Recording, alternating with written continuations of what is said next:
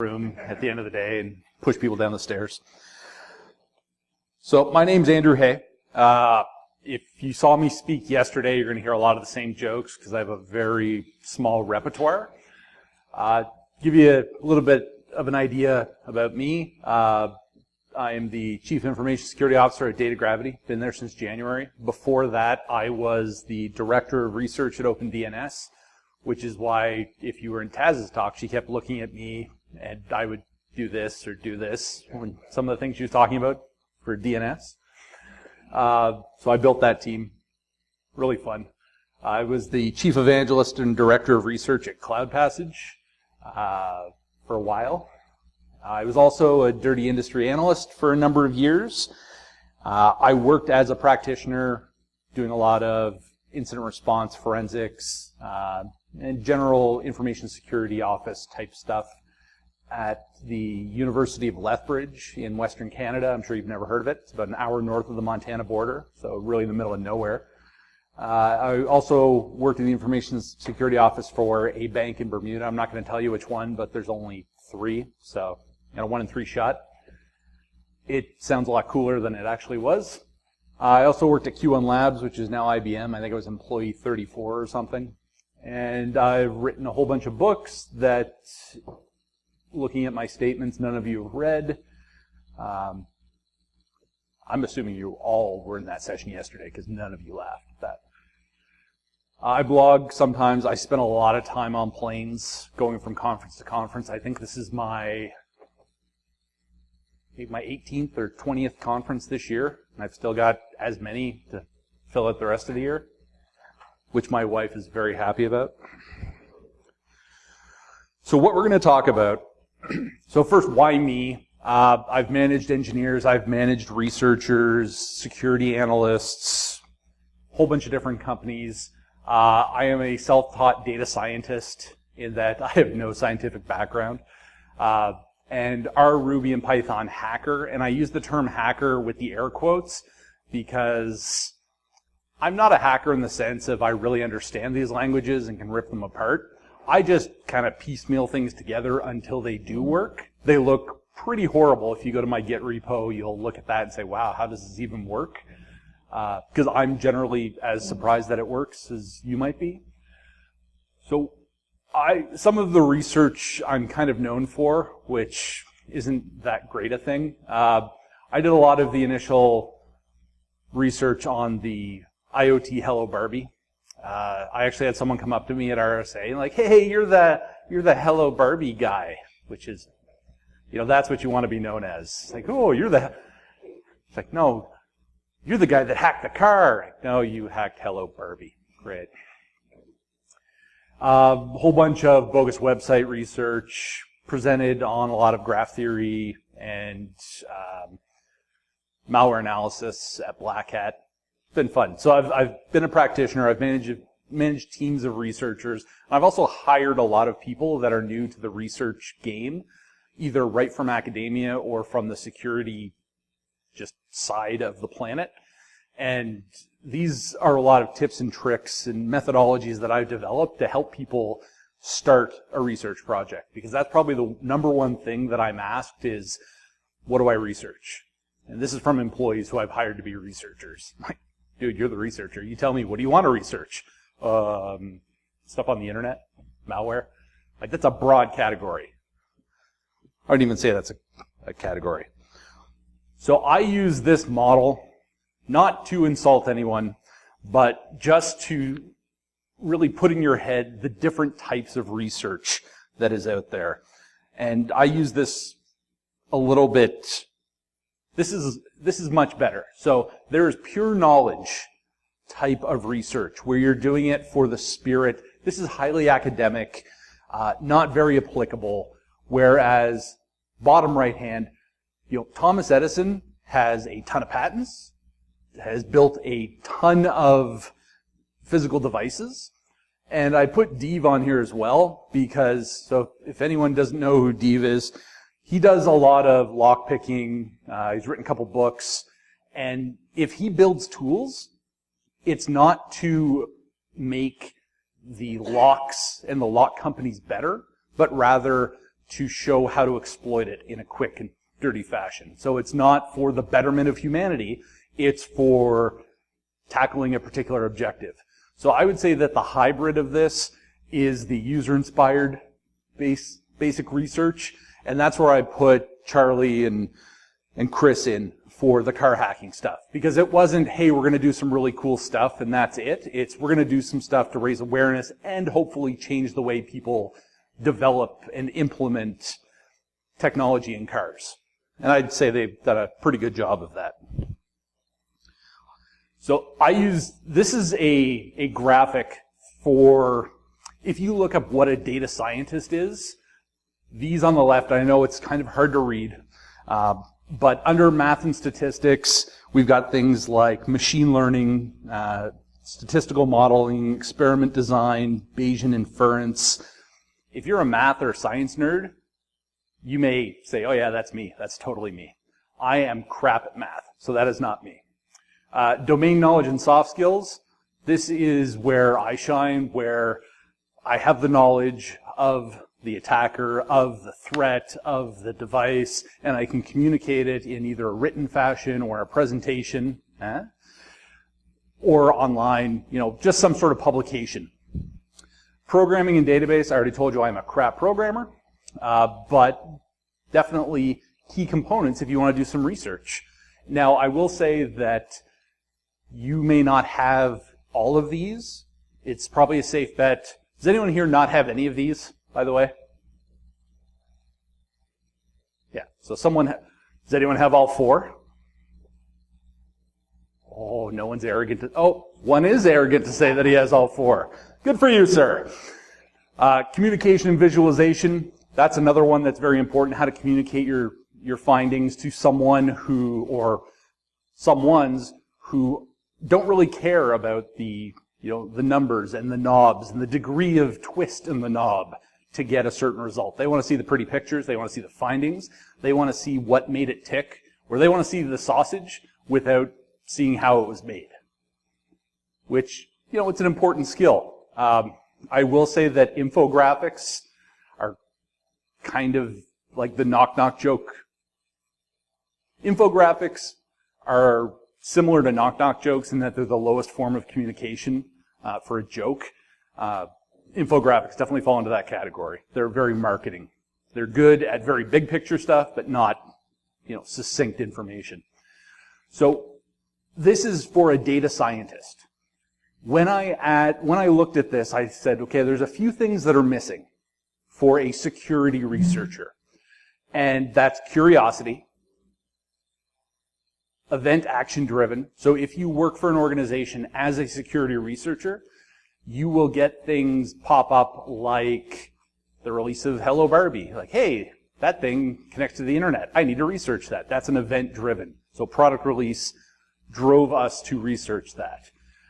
Go-to-market time sensitivity. If you're competing with fellow researchers at different firms or just in general in the community, there is an artificial timeline imposed. You need to be the first. So it's the old Ricky Bobby thing. You're either first or you're last. And then security researchers tend to have a need to do good or bad. I won't be arrogant enough to say that all security research is performed by people that are good. Bad guys and girls do research as well. The difference is that, from what I've seen, is that the need to do good, so the researchers that are doing good are trying to release something for either the betterment of society or the betterment of their company, their standing within the community, whereas the bad guys, it's more of a means to an end. And you're not going to get people posting, O-days before they've ever been used. Like, yeah, no, I want to share this with the community because I'm a bad guy. This is what I use to crack into these banks. Now you can too. You're not going to see that unless it's much farther down the road and they've lost all utility for that exploit. Now, some of the pros and cons.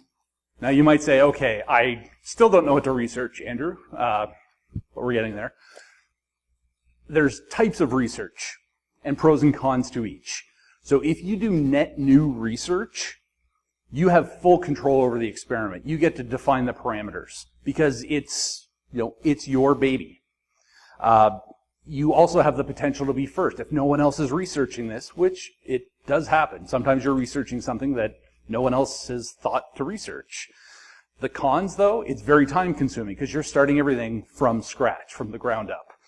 There's also that time sensitivity, and time is a big factor in all of these, more so in brand new research, because the longer it takes you to complete your research, the more likely that someone else is going to pick up research in parallel, in direct competition with you. Continued research is actually kind of fun because someone else has done a lot of the legwork for you, so that's very positive. So they may have data sets already generated, they have theories that may have been posed but were never actually executed or carried through the research cycle, which you can pick up, and now you have a little piece of this research. That could be your claim to fame or your contribution to this ongoing research. The downsides of continued research, so who here does research in some capacity? All right, who here that does research has ever tried to pick up someone else's research and they will not give you any information? Yeah. It's like, oh, well, these are my findings. You can't have them. This is IP. This is proprietary to my university or to my company. That makes it very hard to pick off where someone else left off, because really you're continuing that research using a lot of assumptions if they weren't outlined specifically in the research paper or the way it was communicated. So you're doing a lot of guesswork. So that way, that person can challenge your findings, or anyone can challenge your findings, because you can't say one-to-one that the data sets are identical, because you don't have what the other person used. Challenging research, this does not mean calling someone out on Twitter. A lot of people think that's how you challenge research, by pointing and saying, that's stupid, or that's wrong. That's really, so don't do that. Stop doing that. What would your mother think? The benefit, though, is if you challenge someone's research, the time constraint isn't as sensitive. So time is not as sensitive, and you can really take your time to prove or disprove the findings. The cons, however, it can be very time consuming. And a time-consuming piece of this is if you point at someone and say, your findings are stupid and you're an idiot. Hey, by the way, can you share that data with me so I can disprove what you found? They are probably not going to help you make them look even more stupid than you already think they are. So, approach it with kid gloves if you want to challenge someone's research. The cons, you could validate their findings. You may have spent a whole bunch of time trying to disprove the findings only to come to the exact same conclusions, which is good for the other person, not so good for you, because you're not releasing anything new. No new findings, no challenging thoughts. It's hard to really do a presentation, say, here is everything that I didn't find wrong with this research on this exploit or on this tool. No one cares. They want to find out what you found was wrong or what was new, not that everything's cool. What are we going to do for the next 58 minutes? Any questions? That's boring. That's not a talk that you're going to want to go to. So, not everyone should be a researcher. And you should always use these 3 questions to decide if you should research something. The first one being, what's the question you're trying to answer? In the case of the Hello Barbie stuff, myself and Andrew Blach, which was really confusing for the media because our first names are both Andrew, we wanted to know how vulnerable or how insecure or how privacy can be exploited by using Hello Barbie because it's connected to the internet. And we had concerns, neither of us have kids, but we had concerns that someone could eavesdrop on communications, could use Barbie for bad things. So do you have the data to answer the question? In the case of Hello Barbie, I spent 2 to 3 hours surfing the internet looking for Barbie-related information, which, as I said, I don't have kids, so if someone was looking at those proxy logs, I probably look like a predator, but I swear it was for research. If you're going to research something like Hello Barbie, don't then start saying windowless vans or bulk candy orders. You don't want to stitch together that timeline for someone to look at. Or maybe you do. Maybe that's your research. So do you have the data to answer the question? Yes, we bought the device, and we could generate the data we needed to conduct the research. So if you could answer the question, could you use the answer? So could you use the answer? Could society use the answer? Could the vendor that released the product use the answer? That's the you in that. So in our case, if we could answer the question, could we use the answer? Yes, we could responsibly disclose to the vendor, which we did. We could let the media know about the challenges and the issues around these fast-releasing IoT devices, specifically for children, as we're leading up to the holidays. These are things that we wanted to make known. Now, I won't go through all of these, and the slides will be posted. So there's a number of questions or types of questions that you can ask. When we're doing security research, the most common are the exploratory and inferential. So exploratory, I've got a data set, I'm going to see what I can find in this data set. Versus inferential, it's like, I believe that that communications between point A and point B are insecure based on the company's past track record. So you're inferring a result before, or you're really asking a question of the target of your research. The others are very loosey-goosey. Ignore those ones. So now, how do we analyze the data? So this is a continuous motion. So you have to first set the expectations of, all right, I believe, so this isn't really how the research went, but so I believe that Hello Barbie communicates to the server hosted in Amazon using insecure protocols, which it did. But let's just say, doesn't use SSL. Collect data, the communications between the app and between Barbie and the internet. We see that, hey, you know what? It does use SSL. It may be a vulnerable cipher strength or suite, but, so that kind of challenges our first question. So if you go to the next one, we need to revise the expectations and feed it back into the expectation setting phase of, okay, even though it does use SSL, does it use insecure cipher suites?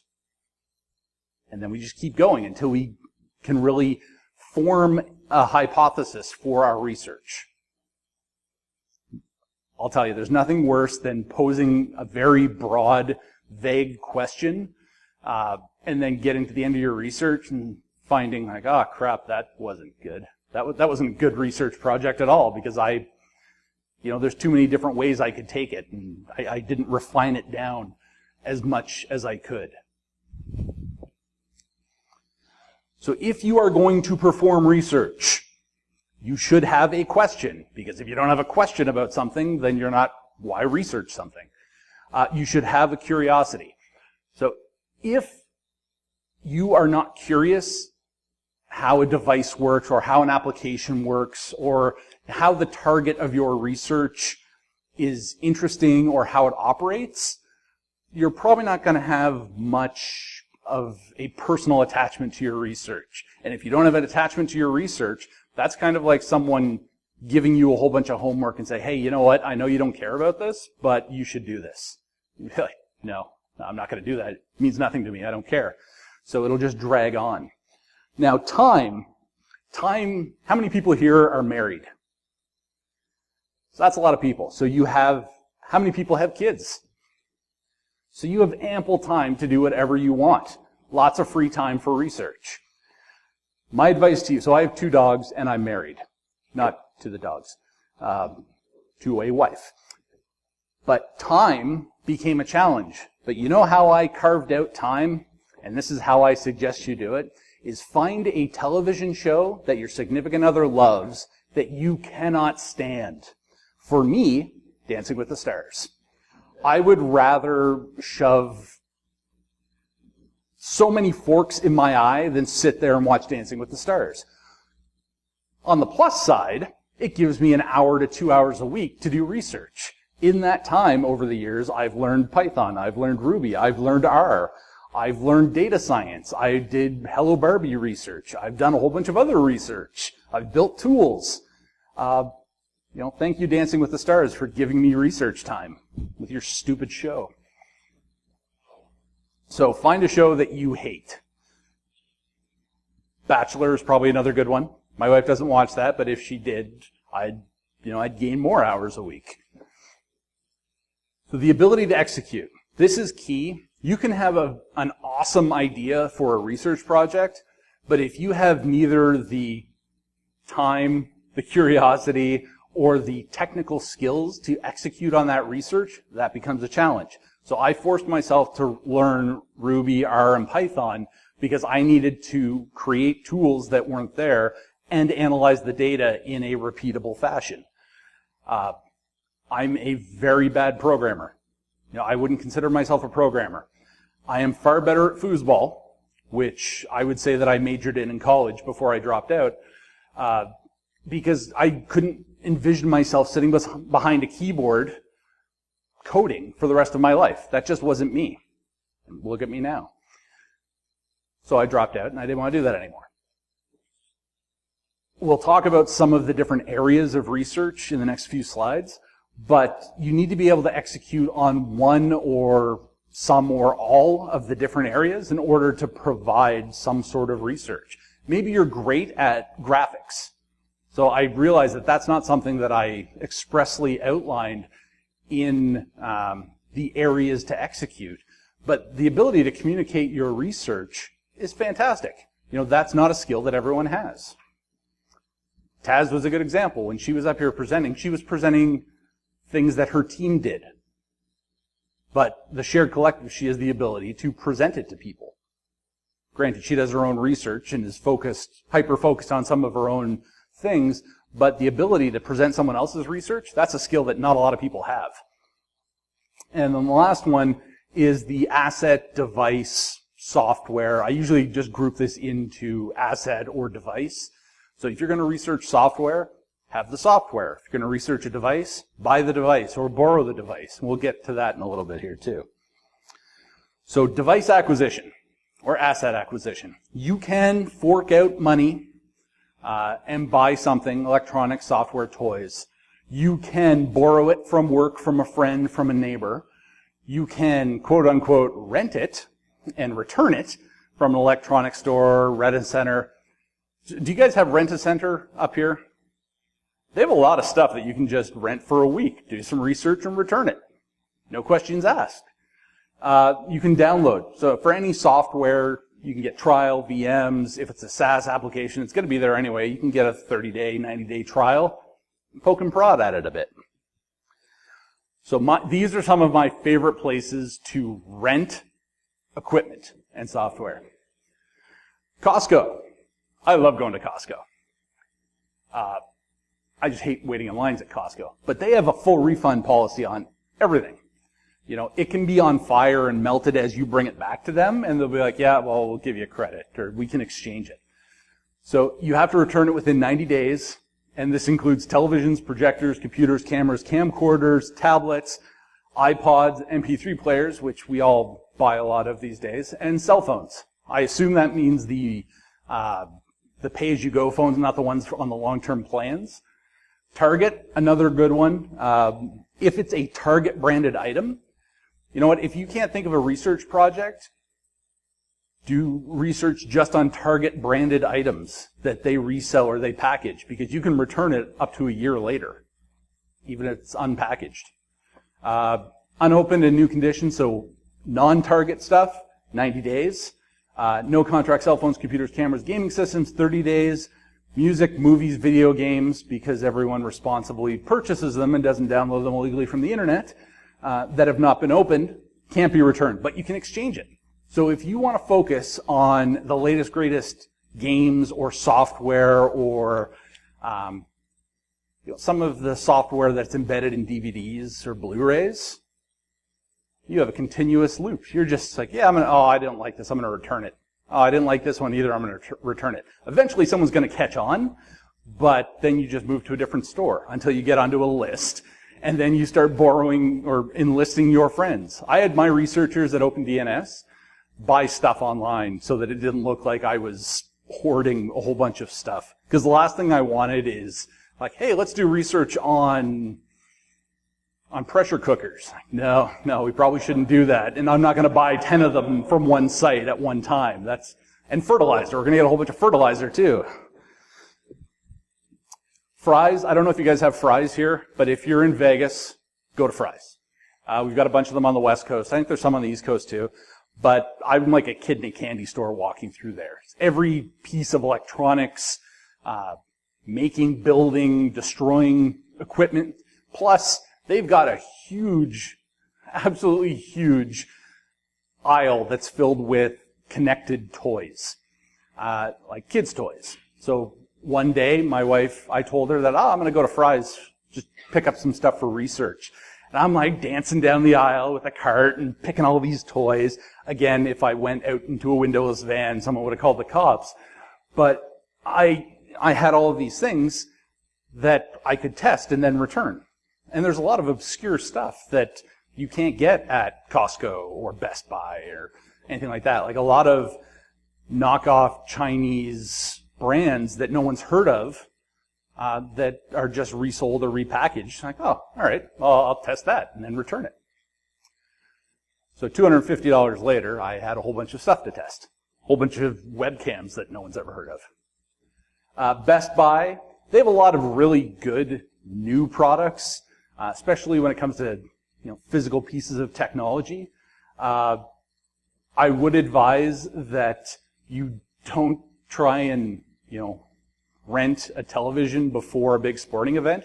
That's not great.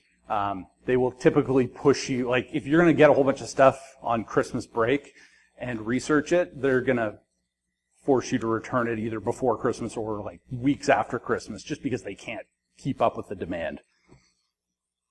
So now that you know how to research, some of the core research ideas. So this is so I say difficulty based on my experience, because I told you before, not a developer, but I'm very strong at networking, because I started doing networking.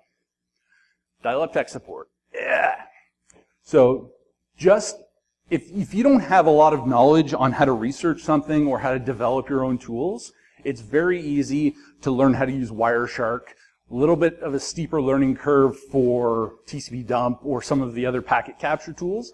But if you plug in a device, start sniffing the traffic, you can reconstruct the communication session, and you have a better knowledge of how this device is communicating with the internet, or the end cloud provider or hosting provider. And I would advise you to plug something in, sniff the traffic, and then configure it to see what changes. See what advertising sites it calls home to, like, was it Hockey app and a whole bunch of other statistical information.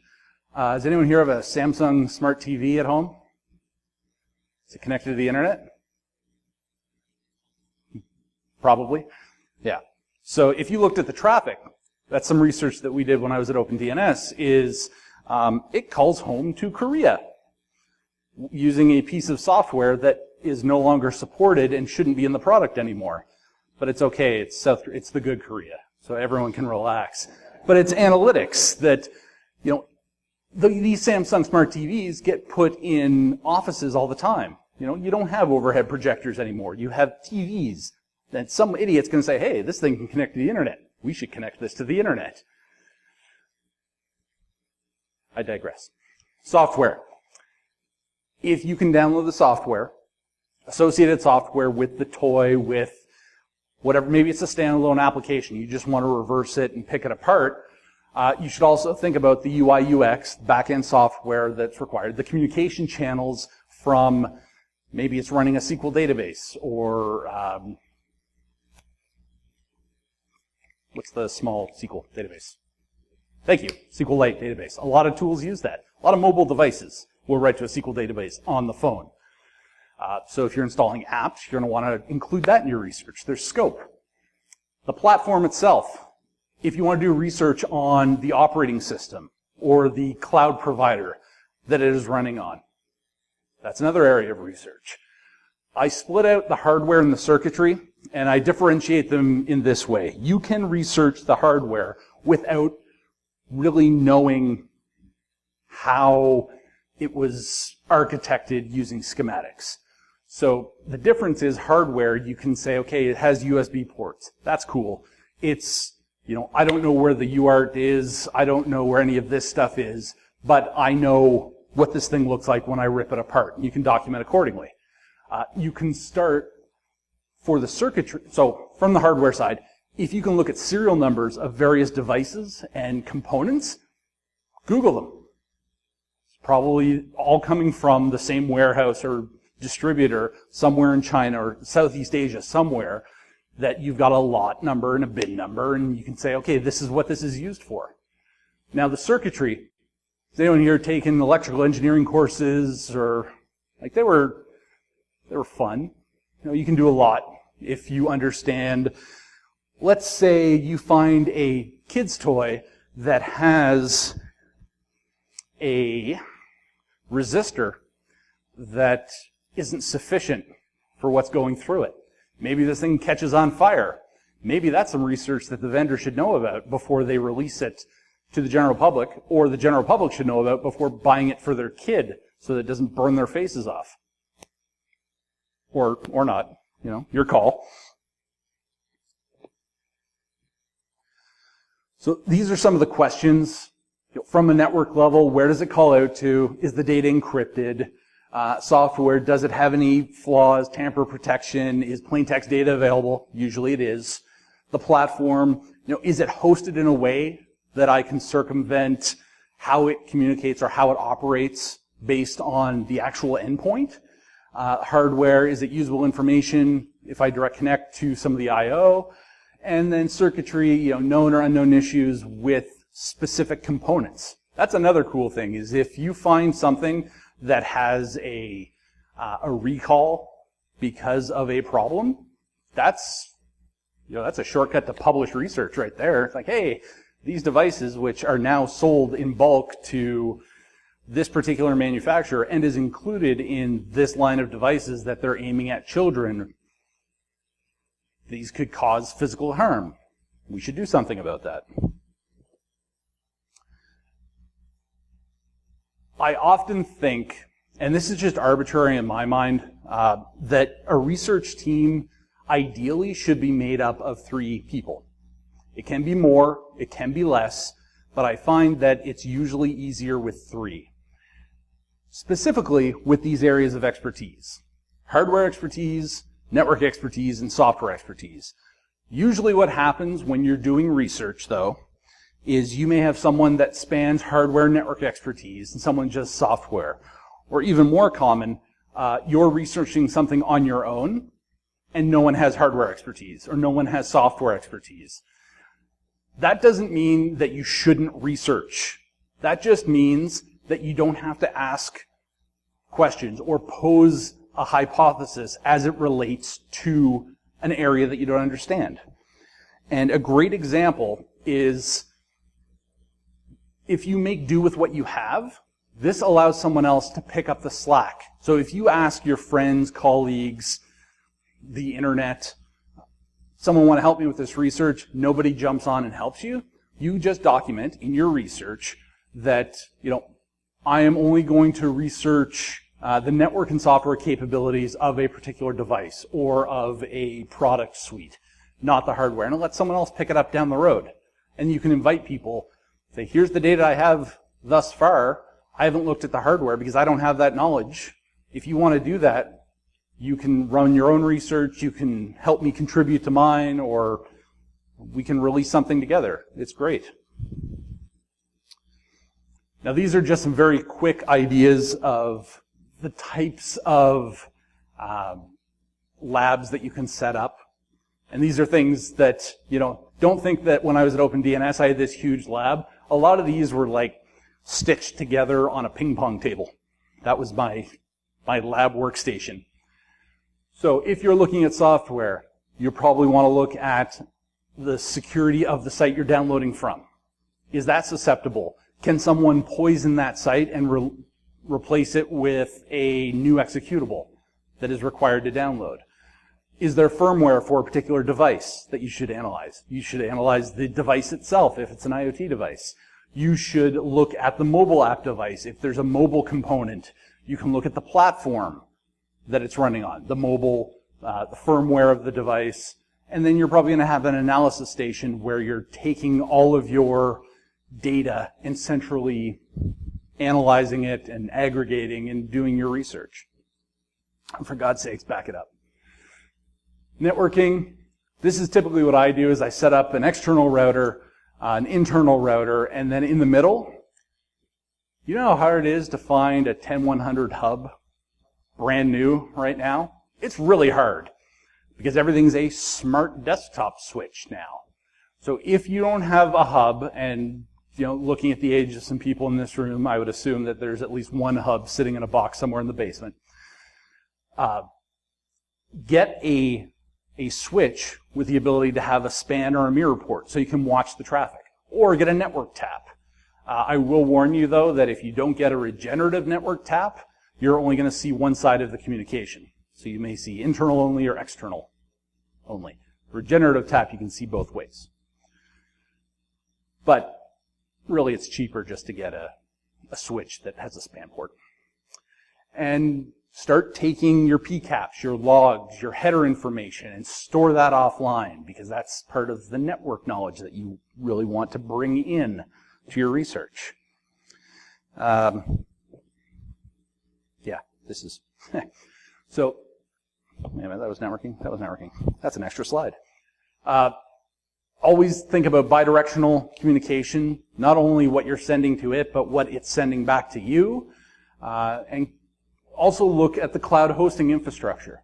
So you will notice any device or software may phone home to multiple places. You want to note that in your research because it could be that one of those hosting infrastructures or platforms is the weak link in the chain that could be exploited. Or calling home to South Korea. Software. So again, you're probably going to have an analysis station.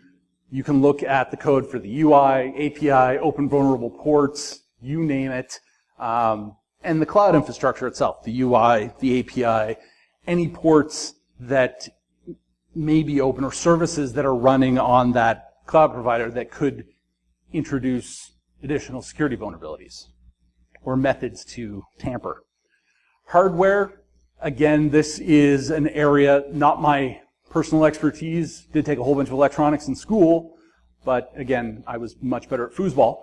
But keep in mind the device firmware, the mobile app device firmware or operating system, and then the inner workings of each. Very important if you want to go the hardware route. And here is just some suggested lab equipment. You don't have to take a picture of this. I'm going to be publishing the slides. But if you look here from the hardware side, I've got a link here for, this is Mudge's list of tools for hardware hacking from 2014 at Black Hat. Great set of slides, tells you, what type of oscilloscope, what other hardware you might need in order to perform hardware hacking or hardware research. Great resource. Oh, and also from the software side of things, safe assumption that software companies probably have run at least a battery of fuzzing tests against their software. It won't be extensive, so if you've got the time, and there's no time constraints, start fuzzing the crap out of the application or the device, because you may find something very interesting that they missed because of their own time constraints of getting stuff to market. This is probably one of the biggest questions that most people don't know they need to answer. Any academics in the audience? So tenure. How awesome is tenure? Yeah. If you had tenure, how awesome would tenure be? Yeah, I hear great things. So at OpenDNS, we had people that came from academia. And when you ask them when research would be completed, or when do you think this will be, this subsection will be done, the answer was generally when it's done. You have to realize that in most companies, if you're doing research for that company, you don't have that ability just to say it'll be done when it's done. There are artificial time constraints, which we'll talk about in a little bit, that are imposed upon you that you have no control over. So you have to set your expectations and your research agenda accordingly. So these are 4 areas that I've defined, that I communicated to people, that this is when you can stop, or when you know it's time to stop. So the time constraint, there are sometimes marketing constraints. So at OpenDNS, we had a blog cadence where everyone on the team would rotate through. At first, it was everyone does 1 blog post a month. As we grew the team, it was once every month and a half. But if you wanted to talk about something that someone, like a fellow researcher, cared about, there would be some research. So you wouldn't do a grand 1-year research project. You would do a very short research project to support the publication. And that's not saying would it have been more valuable to do a year-long? Maybe. But is there immediate value to the company that is paying you in doing a short one to drive people to get other researchers excited in what you're doing? Yeah, I'd say there's definitely value in that. Diminished relevancy. Maybe what you are researching gets researched by someone else, and they publish their findings ahead of yours. And you read through their findings, and you realize, oh, they covered absolutely everything I was going to cover. Crap. Should I keep researching? Well, probably not. Unless you can find a marked difference between the way they researched something or your hypothesis was different. Researching after someone has researched it and published your expected conclusions is kind of a waste of time. I would move on to something else. That's my advice. So also success and failure. Success, yay, everything's great.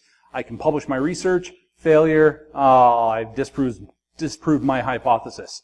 So does anyone know, is failure in research a bad thing? Why is failure not a bad thing? I have prizes. You do learn something.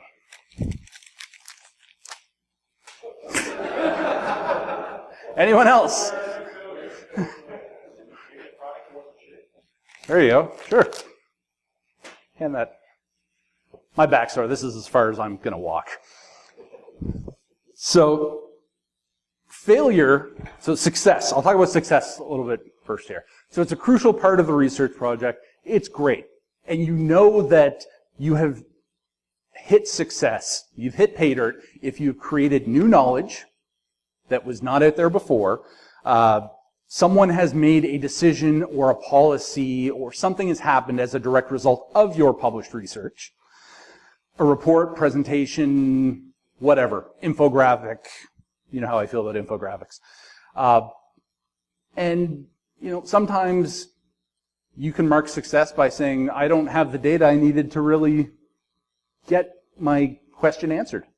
That's successful. You came up with some solutions. It may have created new knowledge that you didn't have before, but you can always go back and edit that later or rerun it. So in terms of failure, not everything is successful, no matter what your mother told you. But never look at it as failure. A negative outcome just means that you either didn't ask the right question or that your hypothesis was flawed in some way. So by saying that, I believe that clear text communication occurred between Barbie and a particular cloud provider, if I went through with that entire hypothesis and I came to the end and said, nope, uses SSL, well, so that's a negative, that's a failed research project, but now I know. So I have created new knowledge for myself that I can then in turn rerun through the research loop. So some of the negative outcomes, someone will make decisions that disregard evidence. You can probably look at any Fox News pie chart. Equivocal results that don't shed light in one direction or the other, so you can't come to a final conclusion. It's just a huge gray area. Uncertainty prevents new knowledge, so you're not sure. You don't want to go on a limb and say, conclusively, I have found that this is the results. Maybe, I think. No one's going to really believe you or trust you. Now, presenting your research. This is a pipeline model that I liberated from Roger Peng at, what school is he at? I always forget this. Johns Hopkins. He's at Johns Hopkins.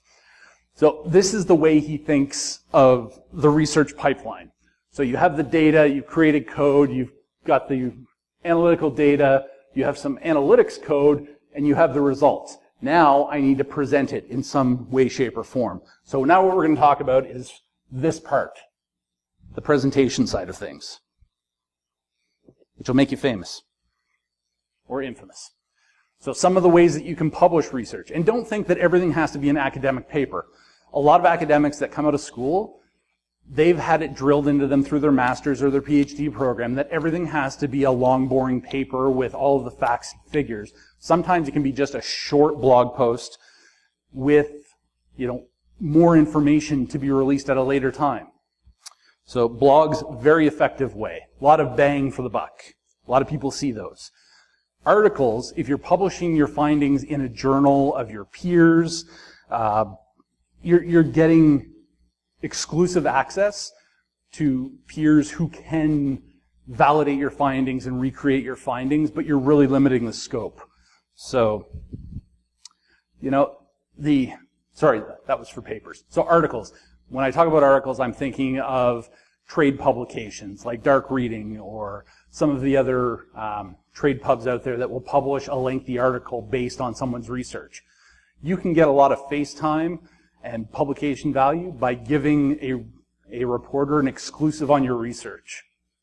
They eat that up because they want to be the first to release something. Don't send it to Krebs because he gets these all the time. He's not going to have the time to send it to you or to dedicate to take your research and publish it. So find some of the lesser known or maybe not some of the top tier reporters. Go to them and say, hey, I'll give you an exclusive on this if you want to cover it. Mention me prominently. They'll be like, oh yeah, I'll totally do that. So academic paper, again, I'm not an academic. There's a lot of outlets. The challenge I see with academic papers is generally if it's not part of the peer community that has access to this information already, someone would have to pay to get access, and that, for me, that's a deterrent. Although there is a site in Russia that publishes everyone's research papers, and I always forget the name of it. But you didn't hear that from me. Of course, now it's on the internet. So, white papers, very effective marketing tool to take your information and distill it so that executives or the targeted purchaser of your product, service, information can consume it and digest it in a manner that they're used to. I'm going to skip that. Again, I'm not an academic. So visualizations. I'm a very visual person. I love data visualizations. I'm not very good at making them, but there's a lot of tools out there that can do it for you. So if you've never looked at raw, if you like D3 visualizations, raw is awesome because you can just upload a spreadsheet or a CSV, TSV file and then do a lot of the data visualizations that you would probably have to go out of your way to make in D3. they have a lot of things that are above and beyond, like pie charts. So there's alluvial diagrams and heat maps and really great things. You can download it and include it in your reports. Tableau Public is free, and it also gives you a way to publish your data very easily with a couple clicks. And you can send people to your data. Open Graffiti, so that's something that we built at OpenDNS, which is a 3D, how do I explain it? It's a three-dimensional immersive network, semantic network graph that you can actually hook up to Oculus Rift and the Leap Motion. So now everyone can go back and justify an expense for a Leap Motion and a Oculus Rift for research purposes. But yeah, you can fly through your data and grab nodes and edges and everything. It's really cool. Graphics, so pictures, don't put pictures just for the sake of pictures. Make sure they mean something. Infographics, they're good for big picture items. I've dealt with marketing people where every time I went to them with research or a story or anything, they're like, oh, we can make a great infographic out of that. I'm like, how about we make something more substantial than an infographic that everyone's going to say, yep, that's an infographic. Next. Reporters hate infographics too, by the way. Conference talks. Ta-da! You can present a lot of your knowledge. It's stressful for some. The advice, does anyone here not like talking in public? Only 2 people. Wow, that's impressive. Does anyone here not like raising their hands to questions from a podium? Yeah, double that. So it's very stressful. The advice I can give to you, and this is what I always gave to my guys, is people are coming to see you talk. If you present it, or if you think about it as edutainment, it takes a lot of the shock out of it, and it takes a lot of the pressure off of you. You can imagine people naked if you want. In the security community, though, you probably don't want to imagine too many of us naked. That's a lot of pasty whiteness that you don't want to see. You can't unsee that. But if you're presenting and you have data to back up your research, always point to the data.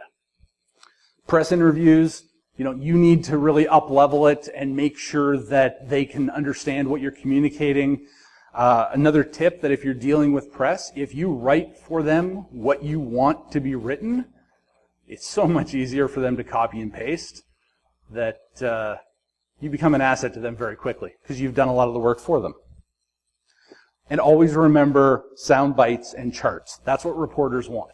They want sound bites, they want quips, and they want charts because they want to beef up their stories without having to think too hard about it.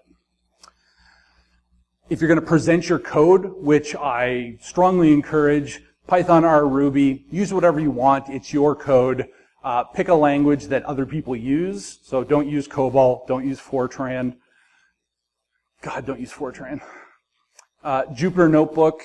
If you want to present visual, step-by-step executions of your information, by all means, use Jupyter Notebook. It's great. And you can release the notebook so someone can go through step-by-step and recreate your research. GitHub, please upload your code somewhere. I don't care if you publicly put it on GitHub or if you put it in a private repo. At some point, you're going to want that code. So put it somewhere. If you publish code publicly, if you're allowed to publish your code, it allows other people to look at your research and potentially recreate it. If you can publish your data, even better. Because if an argument comes up and say, oh, your research is crap, you didn't do all this. I'm like, I did do that. Here's my code and here's the data. Please, prove me wrong. Usually the peanut gallery on Twitter will back off at that point. Because like, oh, crap, now I have to do work. I'll move on and yell at someone else and tell them they're stupid. So this is a great quote that I found one time. So when you write code, keep in mind that you're collaborating with your future self. Has anyone ever gone back and looked at their code and thought, what the hell was I thinking? Who wrote this? What kind of idiot wrote? Oh, that was me. Huh. Everything should have go-tos, in my opinion. So I know we're running out of time here, but defending your research is very important, and there are very good ways to do it. There are also very bad ways to do it. So you will find your findings will be challenged at some point. That's not a bad thing. That means people care. If no one challenges your research, it probably wasn't that relevant in the first place. And it's probably arrogant to think that every piece of research you publish is absolutely pristine and perfect, because it probably isn't. So your challengers, you will have shit disturbers, shitheads, grandstanders who just want to, see the world burn. They may be friends, colleagues, peers. They could challenge it. So you have to defend accordingly. So always argue with your data and your findings. This is why you publish your research and you present it in a way that's consumable. If you can publish your code, great. If you can publish the data along with that code, even better, so someone can go and reproduce it or try and disprove your findings. And just ask them for alternative findings based on what you've given them. If they come up with something else, that's great. That's not bad news. That just means that you can do some research more, and you may have found a friend or a frenemy that you can help you research stuff.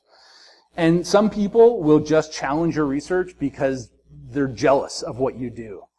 How many people do you think were pissed off when the car hacking research by Chris and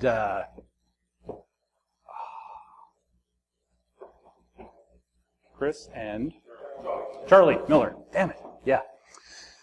I'm sure there were a lot of people that were upset, not just the vendors, but other people that were dedicating a whole bunch of time to researching that kind of stuff. And they may have lashed out inappropriately to say, this is stupid, why would you do this? You did it wrong, you didn't take the time to do this, this, and this. And they're just jealous. Some people just want to see the world burn, and that happens. Don't take it personal. I'll skip that. So responsible disclosure. Please disclose responsibly. Responsibly doesn't mean holding a vendor ransom or hostage. That's called extortion. You could get a very negative response from a vendor. So when we disclosed our stuff to Toy Talk, who did the software for the Hello Barbie interaction, they were really open. We got on the phone with the CTO, he had his team there, and they would have constant update calls with us to tell us how things were progressing with the fixes that we had reported. And they kept asking us, when do you need to publish your research by? Not, don't publish your research until we have it fixed. Tell us when you need to have this published so we can prioritize how fast we fix this thing. I thought that was great. Not only that, but they decided to give us 10 grand towards our research as a bug bounty. There wasn't a bug bounty program at the time. They were starting one the day after we reported it. We didn't know that. And they're like, you know what, these are significant findings. We'll give you guys 10 grand. Like, cool. So I let Andrew take it all because I'm Canadian and I didn't want the tax headache. But yeah, they gave him 10 grand. That's pretty cool. So just to summarize a little bit here, I hope that by looking at this, you can realize that anyone can research something. Absolutely something, anything. Just make sure that you have a repeatable process that you can follow. And that if someone challenges you, you can point to the process. You can point to the analytics. You can point to the data. You can point to the code. That makes defending your research that much easier. And disclose responsibly and understand that people are going to hate you at some point in your life. Just get past it. Sometimes people, like I said, they just want to see the world burn. So some further reading. If you want to get into the data science side of things, I can't recommend enough the executive data science and the data science courses at Coursera. Fantastic. Gets you thinking, even if you don't know R, so this is all done in R, but it's directly transferable over to pandas and Python. All the information, very easy to pick up. If you don't want to sign up for the course, this link here is all of the course materials. But you do get a lot from hearing them present. I'm going to sue. Code Academy, if you want to learn a new language, go there, awesome. These are a whole bunch of books that I actually own. If you're doing any sort of network inspection or traffic analysis, this should be on your bookshelf. This will help you not try and memorize offsets and different header information and packets that you don't care about until the time that you're trying to do the research. I've had that book on my shelf for years, and it is just as valid then as it is now. Yeah, data-driven security. Shout out to Jay and Not So Silent Bob. They wrote a great book on how to visualize data and present your findings. So yeah, data-driven security blog, Bob's blog, my blog. I post a lot of stuff up there. And OpenDNS Security Labs, they have a lot of great blogs on presenting data and just how they take their findings and their research and communicate it to the world. So with that, does anyone have any questions? I have 2 more pairs of socks. No questions? Does anyone, actually, question, has anyone gone to a conference and sat back and thought, you know, I should really research something, but I don't know where to get started, or, yeah. Do you know now? Yeah, a little bit more? Cool. Well, those are the 2 sock winners right there.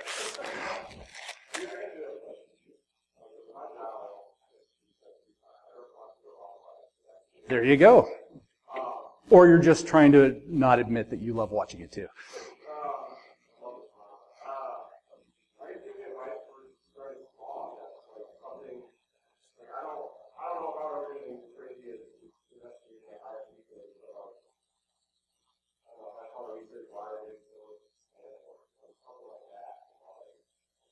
So think of your,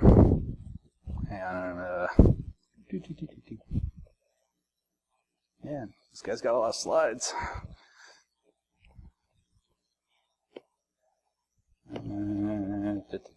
Yeah. So what's your specialty right now?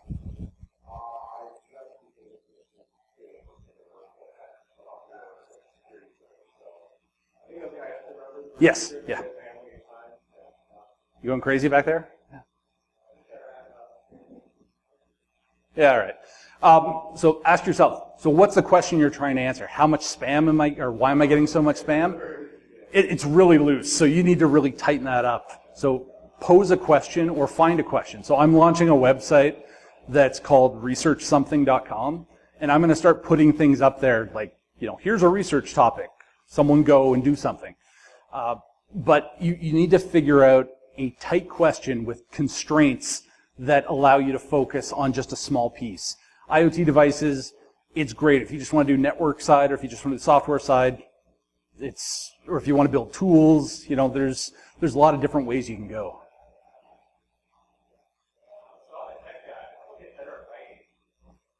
Haha! Start a blog. Honestly, if you want to get better at writing, start a blog. You may not think that you have anything to contribute or to share, but guaranteed you will publish something that not only will you reference in like 2 to 3 years, but someone else will reference. I still have a blog post that gets hit all the time on how to manually configure interfaces on Ubuntu. You know, that should be common knowledge now, but yeah, people still reference that when they're searching for how the hell do I do this? You know, that type of information should be out there, and you know, why not be the person to do it? So I'm getting kicked off here. If you want to get a hold of me, find me on Twitter, just Andrew SM Hay, or send me an email, and these slides will be available. So yeah,